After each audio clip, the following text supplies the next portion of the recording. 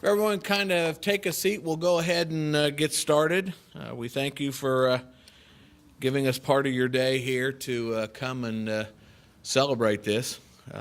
First of all, this is our 40th anniversary for CDBG, and I would like to, on behalf of the cities Dayton, Fairborn, Springfield, and Kettering, along with Clark, Greene, Montgomery counties, thank you for joining us here today. The City of Kettering is honored to host this regional celebration of the 40th anniversary of the Community Development Block Grant Program. Before we get started, I'd like to introduce some of the elected officials who have taken time out of their day to attend.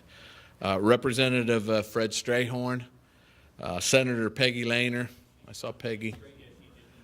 From the City of Kettering, some folks I have the privilege of serving with, Vice Mayor Bruce Duke, Councilwoman Amy Shrimp, Councilmember Joe Wanamaker, Councilmember Rob Scott, Councilmember Bill Lauder. Also celebrating with us here this afternoon from Montgomery County Commissioner Judy Dodge, Commissioner Dan Foley, Commissioner Debbie Lieberman. From Clark County, President, Board of Clark County Commissioners Richard Lonis. From Greene County, Commissioner Tom Kugler. Bethel Township Administrator Shelley Huntington. From the City of Clayton, Councilman Greg Merkel. And from the City of Beaver Creek, Mayor Brian Jarvis. Also here from the Department of Housing and Urban Development, the Community Planning and Development Director, George L. Lawson. The Program Manager, Richard Hendershot. Also, the Community Planning and Development Representatives Madeline Judkins, Travea Thomas, Robert Milburn, and Julie Goodridge. From the Ohio Department Service Agency's Office of Community Development Analyst Carolyn Thurman. This year, the regional communities represented today will receive over $12 million in community development block grant funding. Although we recognize the tough budget priorities of reduced funding for CDBG and home programs, we urge HUD and our federal partners to continue their support and recognize the value of these programs. As you will see later in the program, CDBG has had a significant impact in our communities and our region. Local control makes CDBG special. Each community gets to decide the approach and the development projects best for them.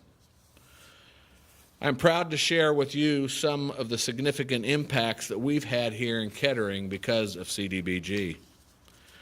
Our housing rehabilitation program is one of the longest running and most successful CDBG projects. We have a current portfolio of 148 loans and have completed over 400 housing rehabilitation projects to improve the housing stock and the affordability and safe and decent housing in the City of Kettering. We use CDBG to provide down payment and closing cost assistance to first-time home buyers, assisting nearly 80 families to purchase homes in Kettering. CDBG has also been strategically used for large-scale redevelopment projects such as Governor's Place, where $300,000 in demolition spurred a highly successful redevelopment. We use CDBG to help seniors in our community age in place by helping them access resources through our Senior Service Coordinator, typically providing services to over 1,000 seniors annually. We have used CDBG to assist in community infrastructure projects such as street paving, bridge repair, street lighting, and improving accessibility. CDBG has assisted businesses in expanding and locating in Kettering, assisting over 22 businesses. CDBG has enabled us to purchase and demolish unsafe, blighted structures. CDBG provided summer program scholarships and funding foreclosure prevention counseling. I know each of you have your success stories of what works for your community, And that's the beauty with this HUD program, that we have the ability to tailor it for our individual communities. Thank you for coming here this afternoon, and at this time, and especially to the Shelter Church for allowing us to use this new facility. A lot of you may remember this as a theater. So with that, I'm pleased to introduce Pastor Mark Peoples.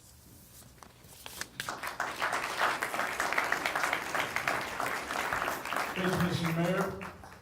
Well, I am Mark Peoples, and I am one of the pastors here. And I just want to say that we are so glad that you're here today. Welcome to Shelter Church and to our redevelopment and renovation of the old Shaker Cinema here in Kettering. This is really a Kettering landmark, and we are so honored and pleased that we get to be in this place.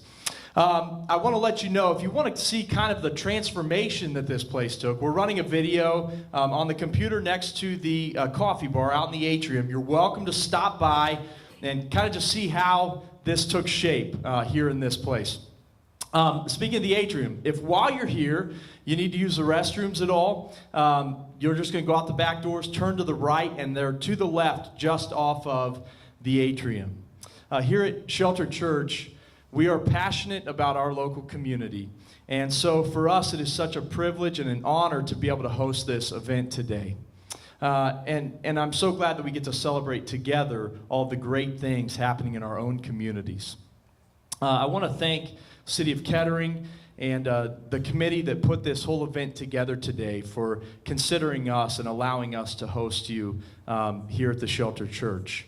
And finally, today, if there's anything you need or you have any questions, feel free to grab myself. I'll be floating around, or Ashley. She's in the back. She's in we call that the box back there. But Ashley would be glad to help you guys out too. Again, thank you so much, and let's have a great event today.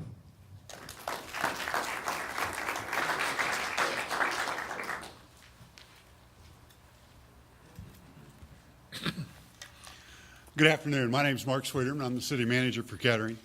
And we are certainly honored to welcome all of you here for the celebration of the 40th anniversary of CDBG. And before we get started, I hope that everyone has a clicker. If you don't have a clicker, Andrea is in the back holding some up for you so that you'll have those for today's activities. The City of Kettering is the community of choice, and projects that are funded through CDBG have ensured that our community remains accessible to moderate income families and older adults. And we're able to accomplish that through a wonderful staff here of community development here at the City of Kettering. And I'd like to take a moment just to thank all of them for their efforts. Tom Robillard is our Director of Planning and Development. Angela Brown is our Community Development Administrator, and I'm sure Angela is here somewhere waving in the back where she likes to be behind the scenes. Andrea Perkins, our Community Development Program Coordinator and clicker passer outer. Tom Luckett, our Community Development Construction Specialist. There's Tom in the back as well. Melissa Seifert, our Community Development Clerk, and one of our proud collaborations with the City of Oakwood as we share her with them. And Verna Daniels, who has come out to help us as well in this program. So let's start with the clicker, and I think, John, you're here to tell everybody how to use them. Okay, I'm going to tell you how to use them. So we're going to put a question up on the screen. And there's how you do it. Everybody good with that? So this will be our first test at how we do this. We'll have one question now and then several here towards the end. So if we'll go ahead and we'll put the questions up there. And we were just talking about how great it is to have a screen in the back so that I can read that and not have to turn around. Much younger people must be able to read that. So if you were a tree, what kind of tree would you be? Don't overthink this. It's much easier than you think. You have 6 seconds left to make your selection.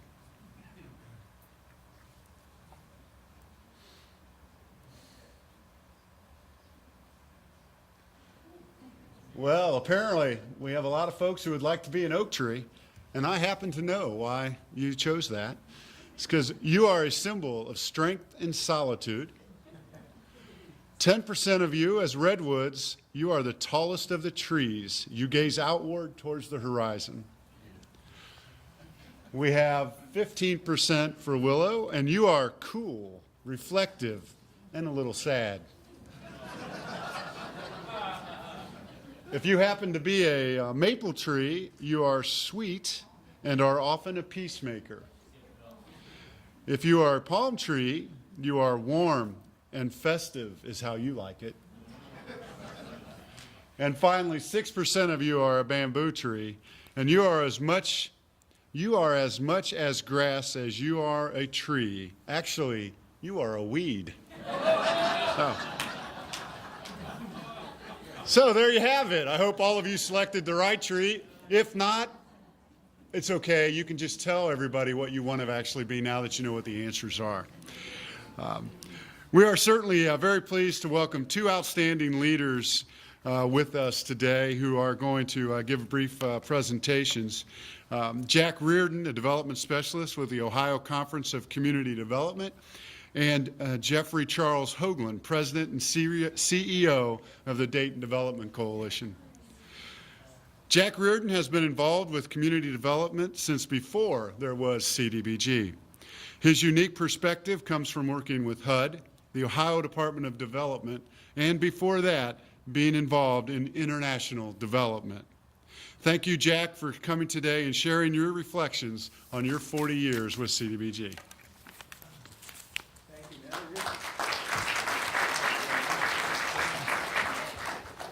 Mayors and commissioners, other elected public officials, public administrators, old and new friends, and all the rest of you that are in the trench working daily and trying to make the lives of your citizens better. The big problem we're having today in public administration is trying to get our message across. People, there's so much competition for time and understanding of what the problems are of governance. And the problems that you face are so interconnected that the message is not easy to get out. And it reminds me of a story about a pastor who on Easter Sunday was trying to explain the importance and significance of the resurrection. So he gathered all the little children from the Sunday school in and around him there, and he went through the presentation of the importance and significance of the resurrection. And he got finished, he said, "Now, does everybody understand what the resurrection is all about?"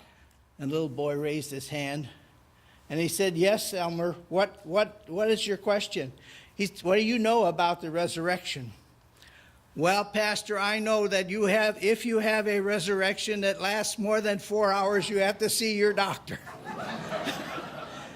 So you can see that the competition that you're dealing with now in trying to get your message across.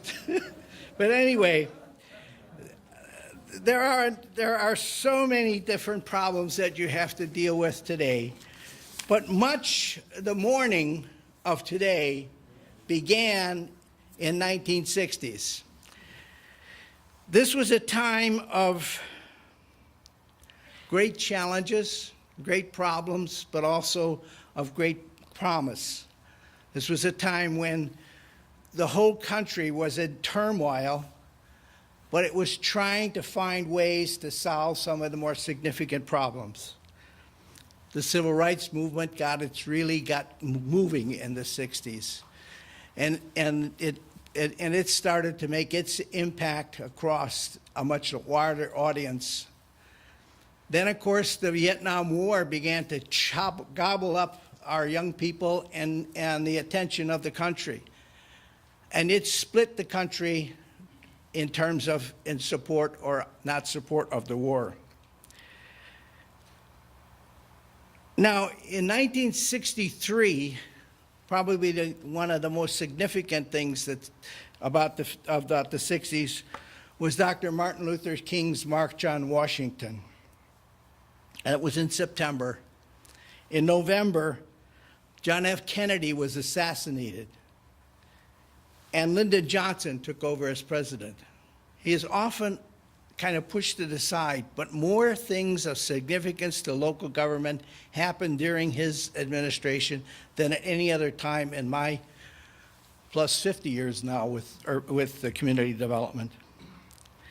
In July of 1964, the Civil Rights Act was passed primarily in terms of voter registration and in public access. And of course, one of the downsides of that, it put a lot of black businesses out of business, so we're making money as hotels and restaurants and so on, and they gradually lost their audience, their customers. In 1965, it was Bloody Sunday, and the march on the Pettus Bridge and the demonstrations that took place in Selma, and I happened to have a chance to be a part of those demonstrations in Selma. In 1965, in September, as I was preparing to join the State Department to go to Vietnam as a refugee relief officer, the legislation was passed that formed the Department of Housing and Urban Development. In 1966, HUD's first program came out was Model Cities, and Dayton was a model city. In 1968, in April of 1968, Martin Luther King was assassinated, and that triggered demonstrations and bloodshed and fires and all over this whole country. But it captured again, the significance of what was happening in our country and the disparity between different groups of people here. In 1968, the Housing and Urban Development Act was passed, and that's what Freddie and Fannie were kicked out of HUD or moved out of HUD, and they started the 235 and 236 housing programs, which were not completely a success. In 1968, Richard Nixon was elected, and there was a complete change then in tone and attitude. The Johnson administration was really focusing on guns and butter, trying to start the war on poverty, and at the same time fund an expensive war that was killing thousands of our young people. When I got there, I went in '66, and I was so much in favor of the government's effort to end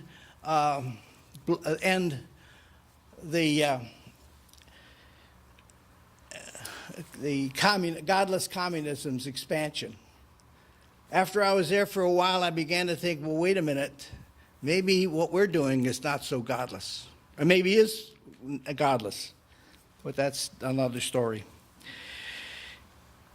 In 1960s ended really in Ohio here with a shooting in Kent State University, where students were killed over the demonstration on the Vietnam War. And again, that really ended that process.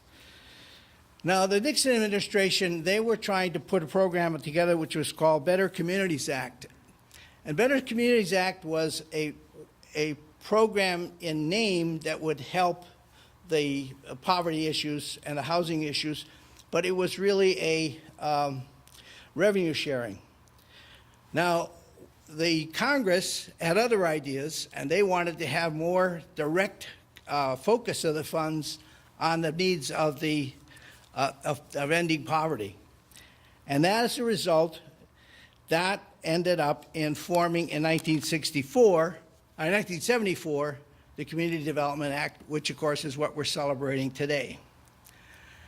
Now, during that program was a complete shift in the way in which funds were transferred.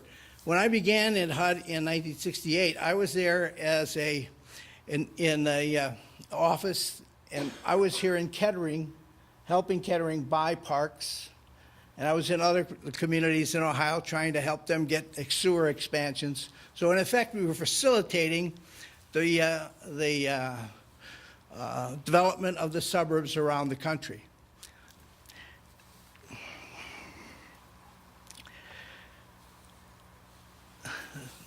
This program, everything was folded into the block grant program, and it had a significant transfer, as the mayor pointed out, in giving the local government a chance to really focus the funds on what they saw as being the significant problems, but at the same time, focusing on the needs of the low income and poverty people, trying to end that disparity in housing and in facilities. Today, we're faced with another crisis that is coming along that people don't really fully understand yet. It's how this significance of the change in our economy is taking place and the change in the demographics.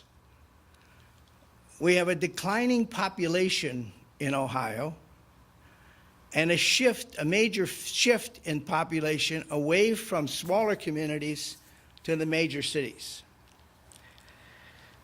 We no longer will sustain our population with our birth rate.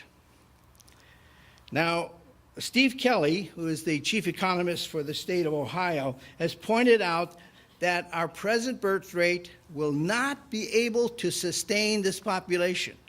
Now, we all know that Columbus is growing, even maybe downtown Dayton is growing, Cincinnati is growing, Cleveland's still not growing. But what's happening is that the shift is coming out of the smaller communities in the state. Now, all of you that are administrators of local government know what you have underground. Miles of pipes, of sewer, water, gas, electric, and highways and streets that have to be maintained. Well, as your population shrinks and as your population ages, you have less income coming in through taxes to help to maintain those utilities. And at the same time, there's a reluctance for increasing the taxes that will be able to cover those needs. So this is a dramatic change that is going to get worse and worse and worse in this population, in this situation. Coupled with that is the fact that our education system is not generating the kinds of graduates from our high schools that can match the kind of jobs that are being generated. So it's an issue. You are in a wonderful situation here in the state of Ohio. This is the only place that I know of, and this is my third visit here, where you have a regional focus on these issues. You can forget the boundaries.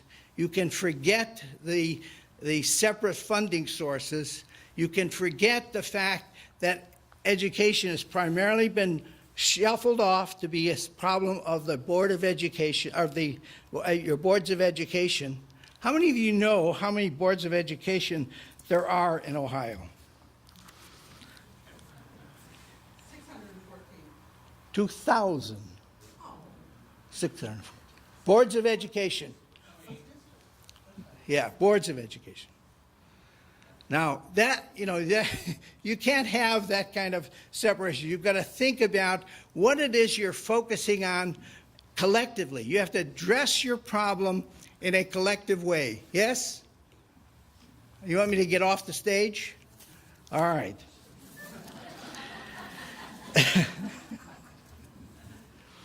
But anyway, come together as you are, focus on these problems, and realize the significant change that will take place throughout this region in this process. You are very fortunate.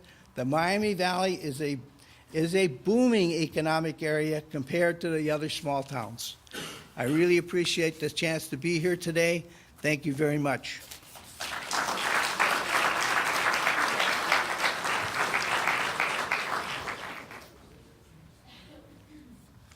Thanks, Jack, for your insight. And my apologies, 50 years of experience now with community development. It is now my distinct pleasure to introduce Jeffrey Charles Hoagland I, President and CEO of the Dayton Development Coalition. I must preface my comments with the fact that I've known Jeff for many, many years, and I'm taking this opportunity to take a few shots at him. Jeff began his career in community development with Montgomery County in 1995, and then came to work with the premier city in the state of Ohio, the city of Kettering, where he served in various roles as Community Development Administrator, Economic Development Manager, Assistant City Manager, and Monday, Wednesday, and Fridays he picked up my dry cleaning. After Jeff learned everything that he knew or could learn from Kettering, he moved on to become the city manager of Vandalia before joining the coalition in 2010. In all seriousness, Jeff is doing an outstanding job leading this region as the executive director of the Dayton Development Coalition, serving not only our region but the state of Ohio. And it is my pleasure to welcome Jeff.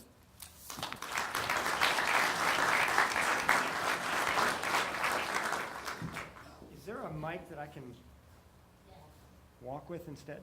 That'd be awesome. As the mic's coming up, first, Jack and Rich and Georgelle, it's great to see you guys. It seems like yesterday, but as Mark said, I cut my teeth in the Community Development Block Grant Program. Mark, it was actually in 1991 with Montgomery County, and I started as an intern with Montgomery County back in as a junior and senior.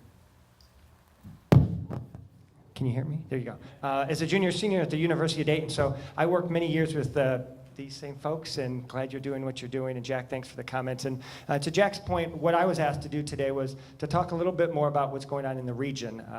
And for some of our guests who don't know much about the Dayton Development Coalition, that's what we're going to walk through a little bit. But also, Mark, I know you mentioned that you could not see the screen, but younger people could, and that's true because I can see it very well as we're looking into the screen. And as you can tell, Mark and I are good friends, and it's good to come back to Kettering, where I spent 10 awesome years as a resident and as an employee. Next, please. Thank you, Carl. Dayton Development Coalition, a private nonprofit organization, we were pulled out of the Dayton Chamber 20 years ago in a good way. The Dayton business community wanted to have an organization that focused just on economic development, and the private business community did that. We now service 14 counties in this area. We go up to Auglaize County, we go down into Butler and Warren County, we go to Clark County, and our commissioner is here with us with Clark County, and then we go, to the Indiana border. At the end of the day, our mission, our goal in the region is to, retain, create, and grow jobs so that, the residents of all of our communities have a better life. Next slide, please. So just to give a little foundation, and our board of trustees, the Dayton Development Coalition, it's quite large. It's 33 members. We have an executive committee of 10, and the reason it's so large is because we have such a large geographic area. But these are individuals who are from private industry, from the academic community, Dr. Kern, Dr. Dave Hopkins from Wright State University. We have folks from Midmark, LexisNexis, people that understand what's going on in the business community and the economic development community. And our universities aren't just universities anymore. They are truly economic development players as well. Next slide, please. What we do, what we focus on is we don't get involved in the housing, we don't get involved in the retail. Our belief is when we focus on aerospace, when we focus on automotion, when we focus on IT, advanced materials, bioscience, healthcare, the rest of the things will fall into place. The green will get developed, the phrase will take place. Those incomes will start to rise, and people will be able to have the disposable income that they have. But we focus on retention, expansion, research and development, and commercialization. We deal with small businesses in a startup mode, where we actually invest in companies in this region. And then we're an advocacy group as well. We have a lobbyist in Washington, D.C. That focuses on a lot of what we do through Wright-Patterson Air Force Base, but other economic development opportunities as well. Next slide. So one of the things that has changed in the last few years is we are one of the 6 Jobs Ohio regions, and the Dayton Development Coalition is a nonpartisan organization. We've worked with Governor Taft, Governor Strickland, now Governor Kasich, and whatever happens in the future. And with the Kasich administration, Governor Kasich, they set up Jobs Ohio, and take politics out of it. I studied economic development and local government at UD and Wright State, and I do believe personally that decentralizing the economic development is working. It's working really well. And to get to the mayor's comments earlier and what Jack kind of talked about, at the local level, you understand what's happening in your community a little bit more. And I think that's what's happening. Instead of having someone from Columbus, working on the projects with us, and we have Dave Burrows with us today, Dave has the relationships with folks in Fairborn and in Kettering and, in Clark County, and we're able to work those projects, I think, a little bit quicker, a little bit faster, and they're taking shape. And I think it's really working, once again, taking out the politics. It's moving quick. Next slide, please. Year to date, we're having a fabulous year from a regional standpoint. 1,500 jobs have been committed to this region. You can see the payroll numbers. You can see the projects in the pipeline. Some of this is timing. We have a project that's going to probably hit in the next month or two. That's going to be another 1,400 jobs and a lot more in the pipeline. So as we're working together as a region, and as we are here as a community development block grant groups, you're doing it together. You're not doing it all individually, and that's how we try to focus our efforts as well. Next slide, please. This is an interesting slide because what it does, it also shows, the growth in the future of the region. And Jack hit on it, I think, very well. The Dayton region, the Miami Valley, whatever you want to call it, we have great opportunities, and we have some very strong opportunities moving forward. And if you look in the 4 core areas, aerospace, IT, healthcare, advanced manufacturing. 3 of those 4s have significant increases over the next 5 years, and that's if we as a region do nothing. That's if we just sit back and let it all take shape.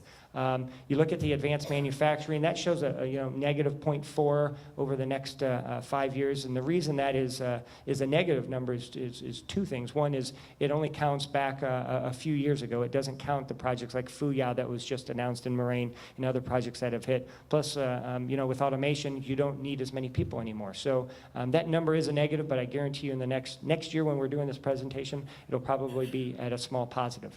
Next slide, please. But what I want to do, I asked our team, could you drill down into those numbers a little bit? And then you look in Clark County over the next 5 years. These are some of the growing industries.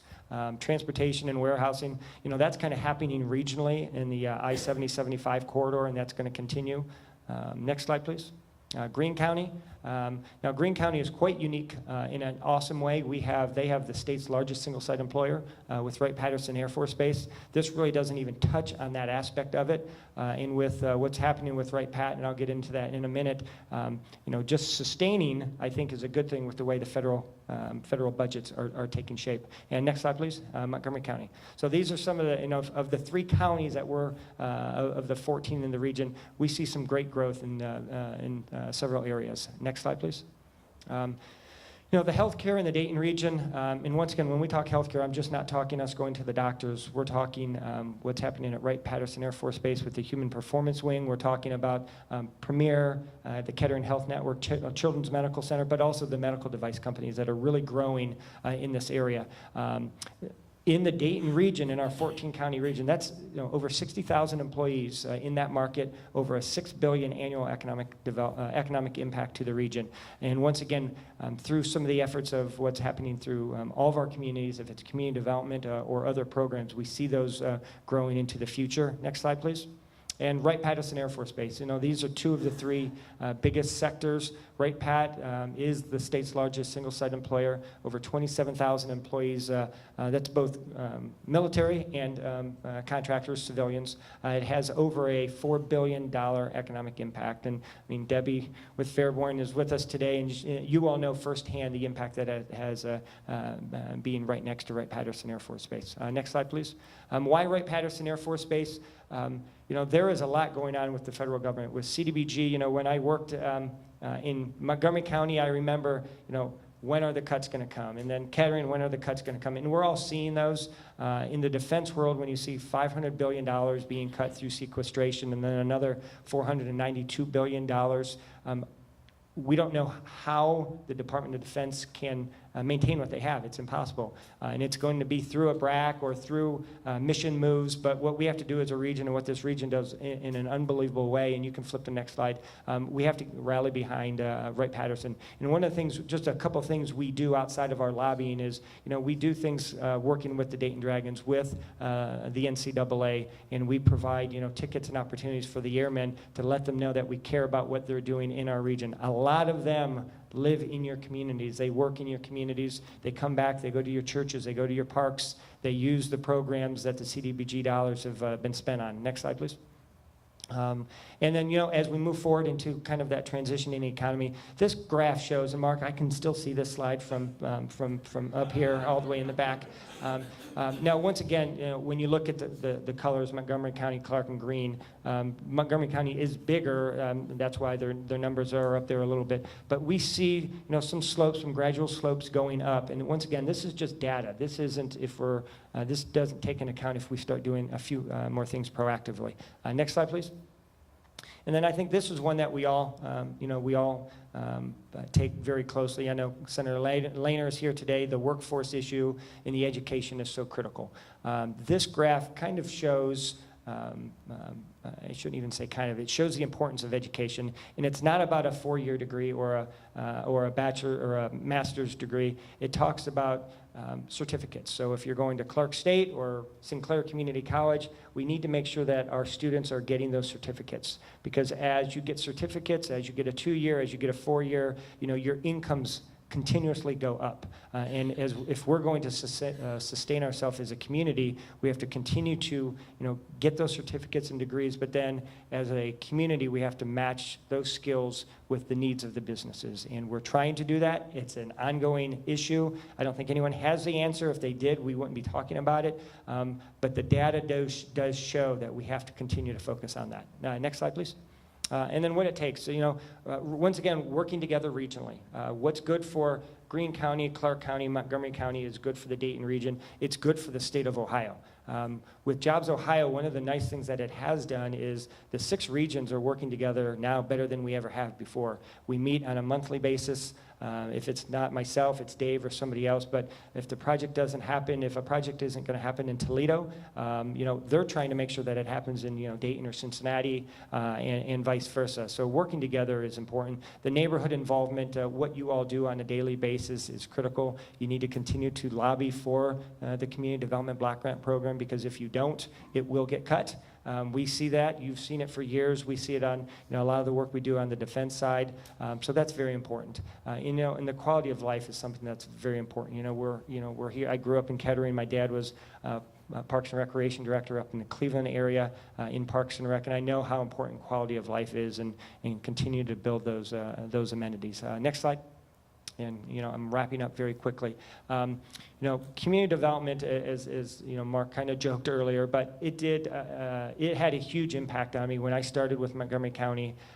I was able to, working with Judy Mott and Kathy Fedler and Monica and that whole team, I was able to go out there and see the folks in the city of Union, the city of Brookville. I was able to meet folks in Miamisburg and, really work with and talk to the people, putting literally, I remember in Miamisburg, putting sewers in for the first time. I saw outhouses, and I'm like, wait a minute. We're in 1990s and we have outhouses. It really blew my mind away. But seeing firsthand the impact that the Community Development Block Grant dollars had, from an infrastructure standpoint, from a park standpoint, from a housing standpoint, and then Don mentioned from the Hills and Dales project that was just down the street on Dorothy Lane, using CDBG dollars to knock down a vacated and vacant shopping center, and it's turned into just a beautiful office park as we speak today. So the dollars make a difference if it's in Greene County, if it's in Clark County, if it's in Montgomery County, in the state of Ohio. Last slide. Regional wins. And Jack kind of hit on this. Dayton is not a dying city. It's, I hear that a lot, and being from Cleveland, I look at it a completely different way. I think we have a lot of great things happening here, a lot of things we should be proud of. For a community our size, to be ranked 7th in the region for corporate expansions, for Site Selection Magazine, where you do corporate expansions and new buildings, where the Dayton region in the last 5 years, we've been, first and second, 2 out of the last 3 years. This year, with kind of just an okay year last year, we were number 7 in the country. So those are some things we need to, really continue to get the momentum moving forward on. Next slide, please. And then just some recent wins. And these are the things that I think are going to drive us forward. GE, NCR, there was a big article the last couple of days about NCR trying to get more incentives out of the state of Georgia, and the Dayton Daily News called up and said, Jeff, would you comment on that? And I said, you know what? This region's moved forward. We're not worried about what NCR did or what they're going to be doing in the future. University of Dayton bought that land. They partnered with GE, built a R&D center, one of a kind in the country, that's going to train our engineers, our future workforce moving forward. Next slide, please. The Fuyao project that I talked about, this is the project in Moraine. That facility went vacant, over 4 million square feet of space. This will be the state's largest Chinese investment in the history in the state of Ohio, and it'll be the 5th largest Chinese investment in the United States in our country, in the history. 800 employees, $250 million expansion. We were very fortunate that Senator Brown, Congressman Turner, and a few others fought very hard to save that site because the developers wanted to come in and tear it down. And what that's going to do is re-employ people there that need the jobs. Next slide, and I think one of the last slides. And then just a few other wins throughout the region. Peerless Technologies is a company in Fairborn and in Greene County that started in the Entrepreneur Center in downtown Dayton with 1 employee. There are over 300 employees now doing projects up in NASA Glenn, doing projects here at Wright-Patterson Air Force Base. Code Blue, an unbelievable company in Springfield that was in Wisconsin, and the Dayton and Ohio communities were able to get them here. Next slide, please. And so those were just a few of the examples. There was a little confusion when I was asked to do this. I thought I had 2 minutes. I thought I had 20 minutes. I'm with Commissioner Dodge yesterday, and she's like, Jeff, you're going to be at 3 minutes, right? And I said, well, they asked me to do a little bit more. But what we're all doing together in the economic development field, and CDBG is a part of the economic development ecosystem. And everything you all are doing is extremely important to moving our region, the state, and our economy forward. So, it's always fun to come back and see where the developments are taking place, some of the projects you started, some of the projects that are taking off, and if you guys continue to do what you're doing, we're all in good hands, and the region's going to continue to move forward. So with that being said, thank you for having me today. Mark, I'm going to flip it back over to you, and I guess you get the mic last.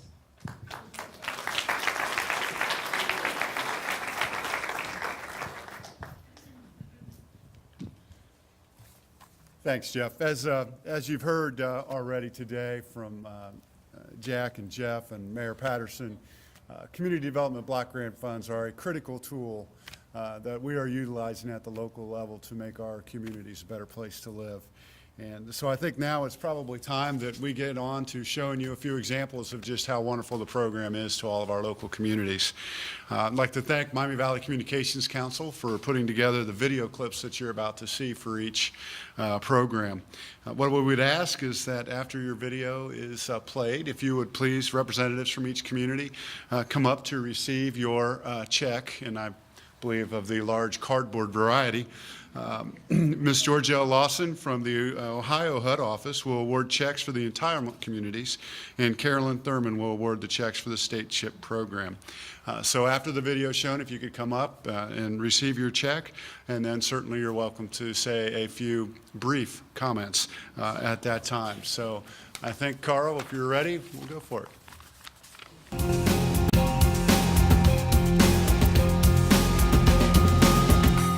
So the community development block grant is a key part for our city and for the work that the city does. One of the great partnerships we did was with East End Community Services that provided 84 houses.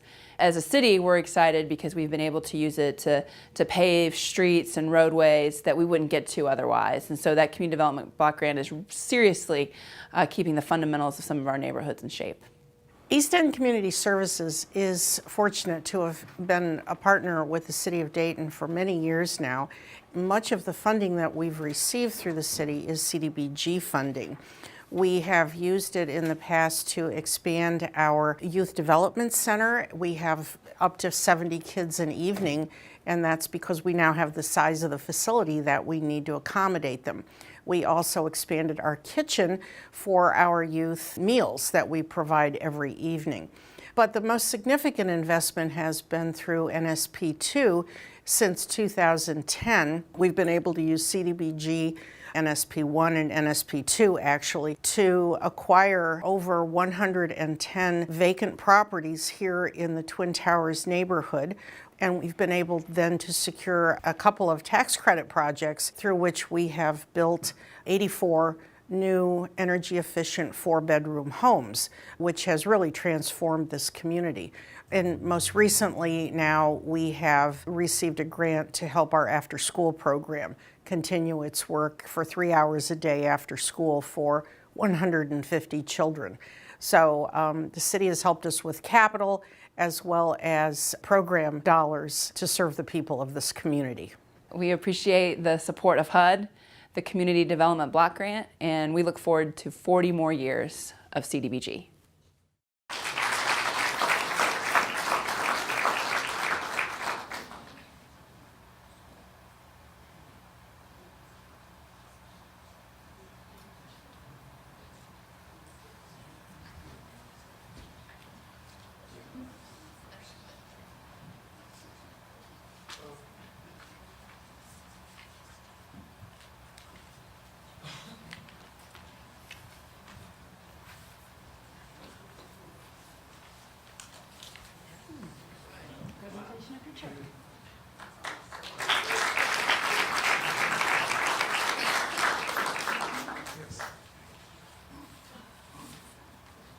Just very quickly, the City of Dayton is thankful for the continued influx of funds from HUD.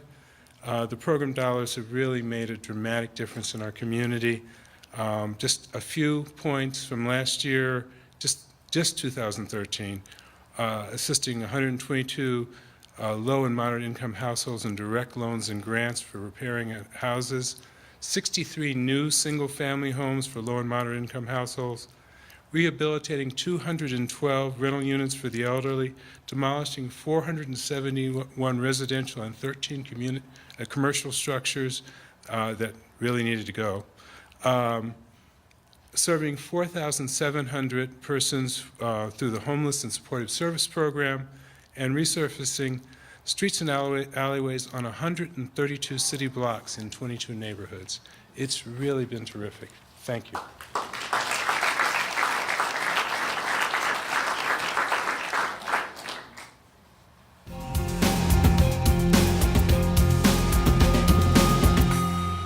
For 40 years, the Community Development Block Grant has been an important resource for helping local governments like the City of Fairborn tackle serious challenges facing our communities. Fairborn, over the years, has used its CDBG support to assist many low and moderate income homeowners in the rehabilitation of their homes, improving the everyday comforts of home while increasing property values. CDBG funding allows the City of Fairborn to offer community enhancements by ensuring our children have safe places to play, like the Osborne Skate Park, that includes a walking trail, and it supports the Community Tool Lending Closet, which is open each spring and summer for income-qualified residents to borrow equipment to make minor household repairs and maintain their lawns. By allowing for the demolition of blighted homes that lower property values and threaten the security of our neighborhoods, CDBG plays an important role in stabilizing our communities and providing for opportunities for growth and community renewal. CDBG supported the city's downtown revitalization and streetscape projects with the goals of developing a downtown Fairborn that is vibrant and an economically viable place to do business, to reestablish downtown Fairborn as a central role in the community. Fairborn staples such as Roush's Restaurant and Midwest Martial Arts Academy have benefited from the revitalization program and continue to serve our community. The CDBG program has made a difference in the lives of Fairborn citizens and their community. We strive to ensure that our CDBG dollars are utilized strategically and with great care. We are thankful to the Department of Housing and Urban Development for its ongoing support of the Community Development Block Grant.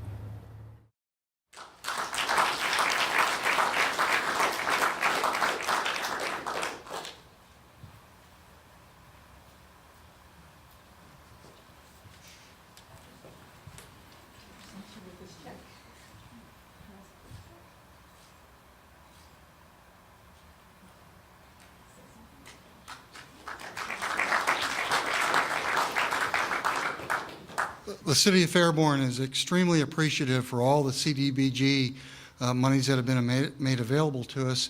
You saw from the video clip just a few of the things that we've been able to use the money for. And I do want to add that the day we made that video clip, it was about 20 degrees outside.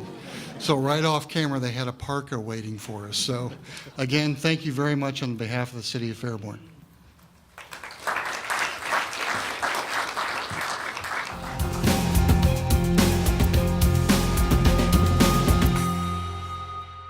Well, Kettering was an original entitlement community. We've been receiving funds since 1974. Over the years, we received over $17 million. And of that $17 million, we've been able to reinvest that and get $4 million, which we can turn back into additional programs. CDBG has had a large impact in the housing rehabilitation area. It's an area in which we can help residents rehabilitate their home, and they get pretty excited about that. Oh, it was like winning the lottery because, you know, my funds weren't available. I just put a new roof on the house. I tried painting it myself. It was pretty hard for me at my age. Mine was low income and it really helped me. I had mine done, and then my daughter had bought a house here in Kettering and had help from the city. I had a lot of work done to my home. I had a new driveway put in, soffits put on the house. The house was painted. We went from a 100 amp electrical service to a 200 amp. It really helped me when I needed help. I had vinyl siding done on the outside. I had new windows and also the gutter system around the house where the water was coming inside through the slab, and they put some catch basins and rerouted the water around. So it was really nice, all they did to help me. You know, the City of Kettering helps so much in assisting with this program they have. I was just very lucky. I would definitely encourage other people to participate in the program just so we can keep the City of Kettering looking very nice. I would definitely encourage other people to participate in this program to beautify their home, especially if they're like me on low income and can't afford it, you know, at that time. It really helps the neighborhood and the City of Kettering also. This helped tremendously.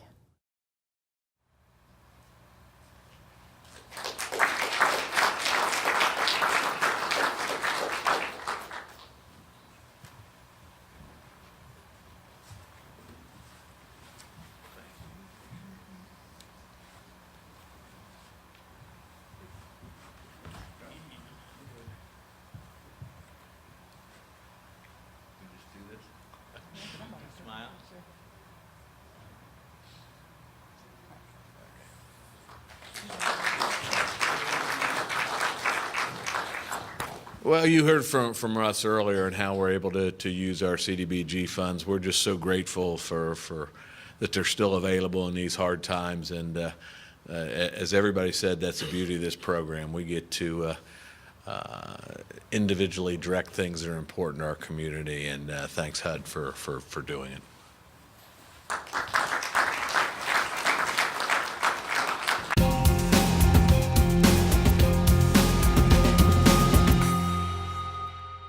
Springfield Promise neighborhood has a particular promise. The promise is that the children living in the neighborhood of this school will graduate from high school with skills to get a job or to go on to college. We are very excited about the Promise neighborhood and what it has brought to Lincoln Elementary. And the reason we're excited is because it has extended so many opportunities for our students. We're excited because we've seen change with attendance, we've seen changes with behaviors, and we've also seen changes with building those relationships with parents. People use different statistics to describe this neighborhood. For example, median income here is $22,000 annually. But the statistics that's important to us and important to our work and important to me is the fact we have 4,800 residents and youth. Each of them has a unique set of gifts and talents, interests and aspirations. And when we come together and we start to build the future together, great things happen. Everything from a neighborhood talent show to a listening campaign that draws in over 100 people every year to imagine the future together. So great things are ahead, and I'm inspired daily by this work.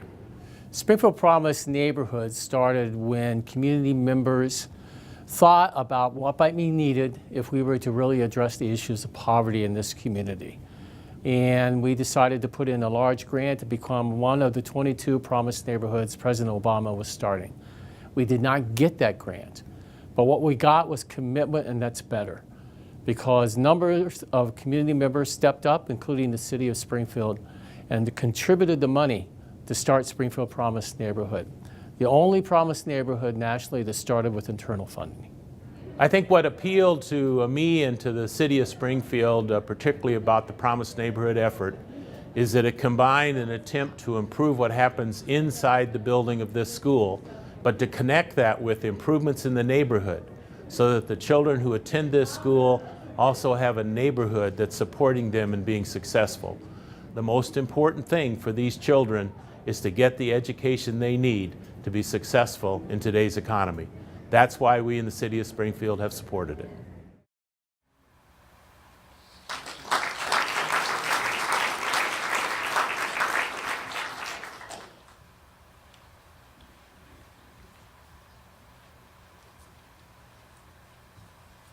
Glad I don't have to carry this around in my purse. There you go.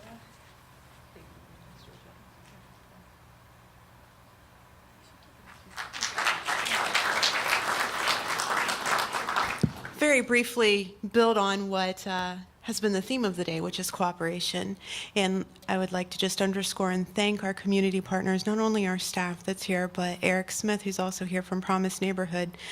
Promise really is one of those cornerstone programs that really define cooperation and show how local, state, and federal partnerships can really make the difference in lives of 3-year-olds. Because is that not what we do in our jobs, but work for the future? So from 3-year-olds to 90-year-olds in the Promise Neighborhood and throughout Springfield, we are very grateful for the continued partnership of HUD and all of our colleagues. Thank you.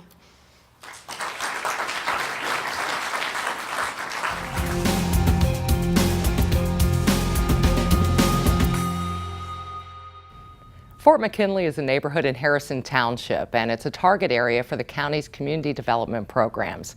Montgomery County has partnered with Harrison Township, County Corp, Oberer Construction, Fort McKinley Church, and Youth Build to revitalize the neighborhood through new housing, 30-plus units, public facilities, and demolition of blighted properties.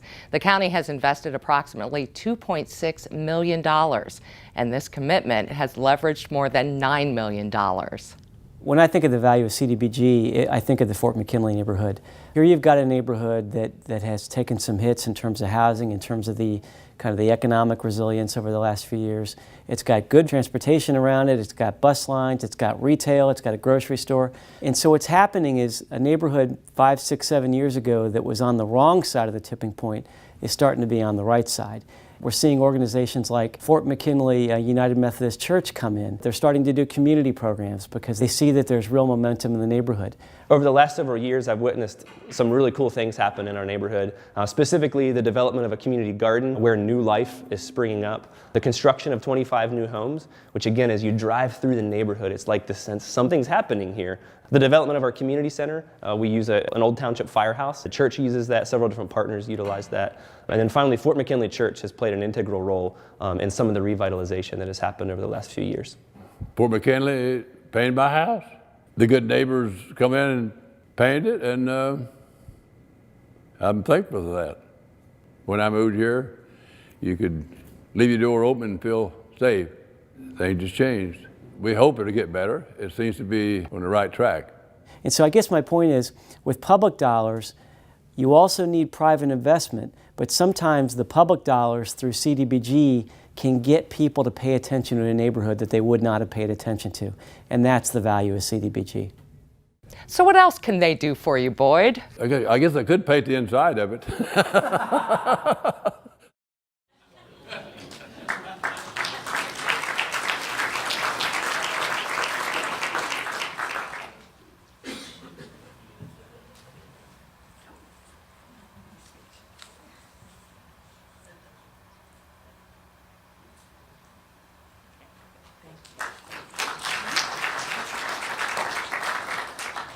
I just want to know, can I go to the bank with this? Will they accept this through the teller window? I'm not sure. That's pretty big.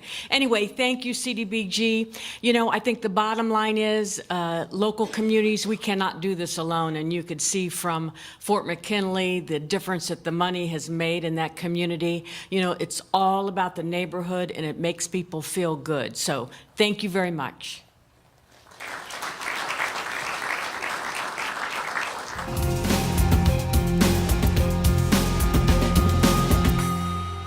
I want to thank the Clark County Commissioners for their help in obtaining 6 community development block grants since 2004 for infrastructure improvements in the Limecrest subdivision located in Springfield Township. The community development block grants totaling approximately $500,000 have enabled the township to resurface 2.3 miles of roads and install a permanent effective storm sewer system, thus dramatically improving the infrastructure in the Limecrest subdivision and in turn the quality of life for Springfield Township residents.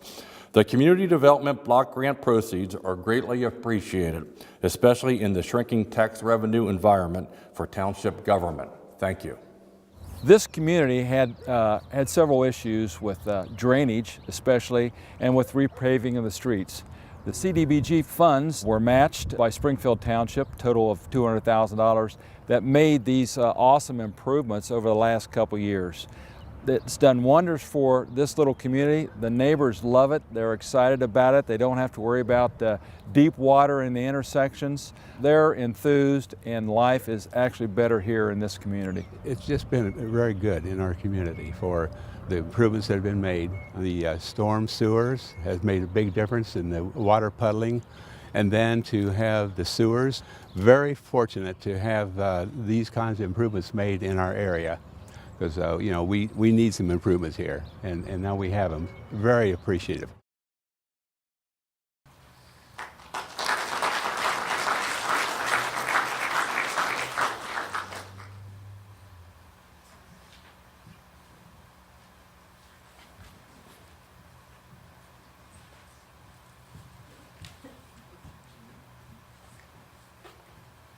It's like we won the golf tournament.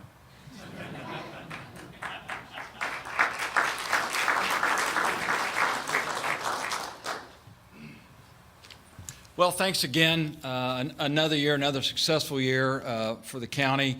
We had projects all the way from New Carlisle with some streets and drainage, all the way up to the northeast corner, the little village of Catawba.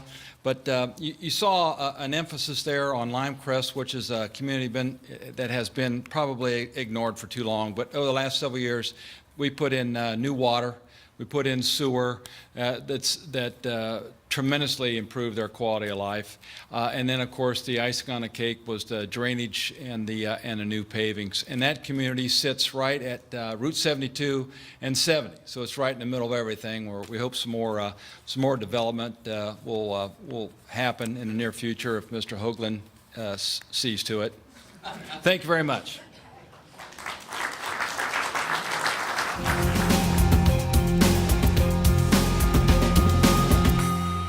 Community Development Block Grant. The purpose of that, as we see it in Greene County, is provide some clean and safe housing with good and safe environment for the people of low and moderate income.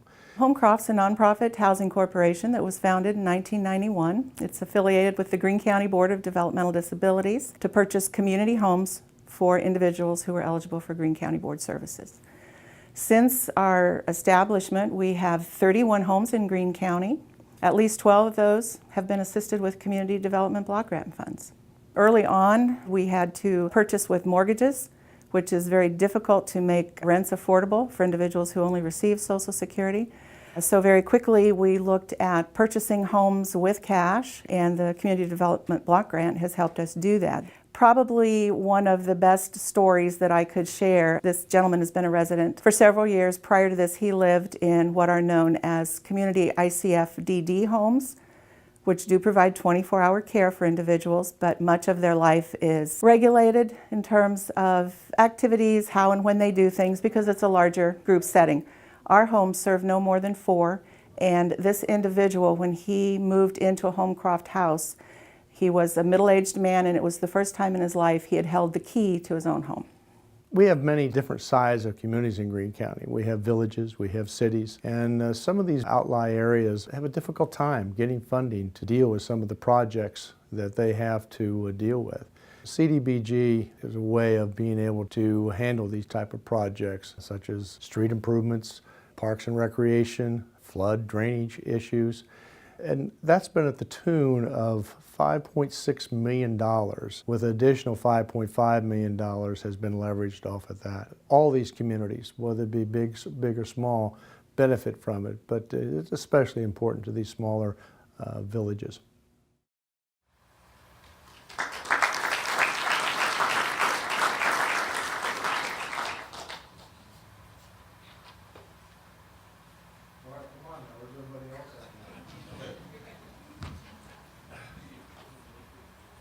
I want to know what bank drive-through I could go through this street.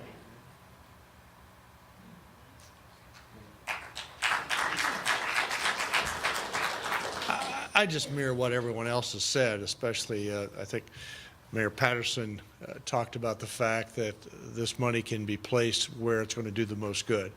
Having been a prior businessman, the three letters that are most important to me is ROI, and I think return on investment and the way this program is administered allows us to get the biggest bang for our buck. So we thank HUD for that, for all the monies that they provided, and I thank them for all the political subdivisions in Greene County who has benefited from these programs.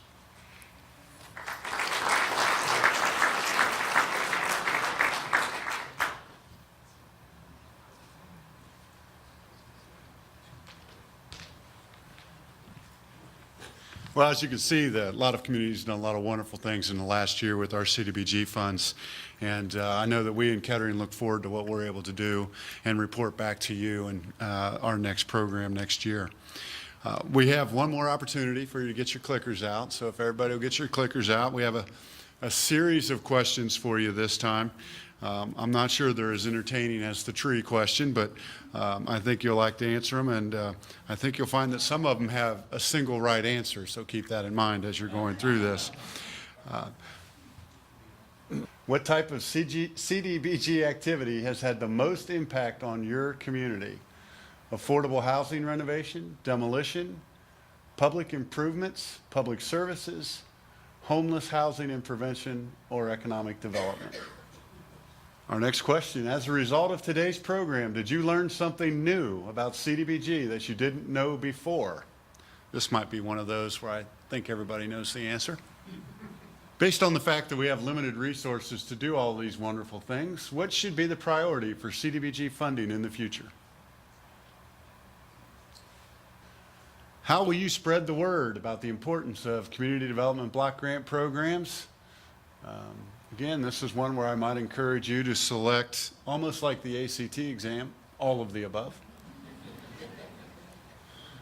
All right, those are all our questions. We certainly appreciate everybody coming out this afternoon.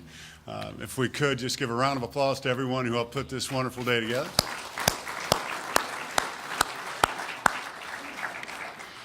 We certainly look forward to everybody coming back next year. I hope you enjoyed your time here at the church, and thanks again to the pastor for allowing us to utilize his facility today. What I would like is that you all return these. And so on your way out, there'll be a box. I think it looks like Andrea back there will have those to drop these into, or Andrea. And we certainly appreciate you doing that. Otherwise, I think I probably have to pay for them. So thank you very much. Have a great afternoon.